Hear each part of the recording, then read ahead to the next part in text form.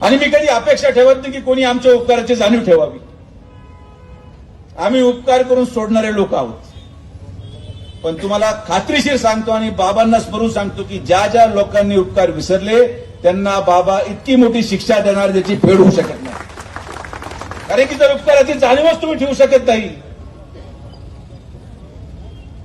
तर मग त्या माणसाचं अस्तित्व असायचं काही कारण नाही. टपरी चालवणारा माणूस आज गाडीमध्ये साहेबांमुळे बसतो आणि तो जाणीव ठेवत नसेल. सायकलवर चालणारा माणूस आज बंगल्यामध्ये राहायला जात असेल आणि त्याची तो जाणीव ठेवत नसेल तर आम्ही काय करणार नाही. जे करतील ते बाबा करतील. बाबांनी केल्यानंतर आरोप आमच्यावर झाला तरी चालेल पण आम्हाला काही त्याचा आक्षेप नाही. बरोबर प्रमोदजी. आणि मला या गोष्टीचा आनंद यासाठी वाटतो की जेव्हा जेव्हा गरिबांचं कल्याण होतं हे नुसतं आजचं नाही.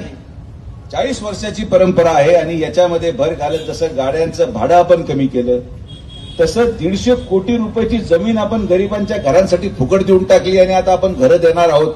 याच्या इतकं पुण्य काय लाभणार आहे.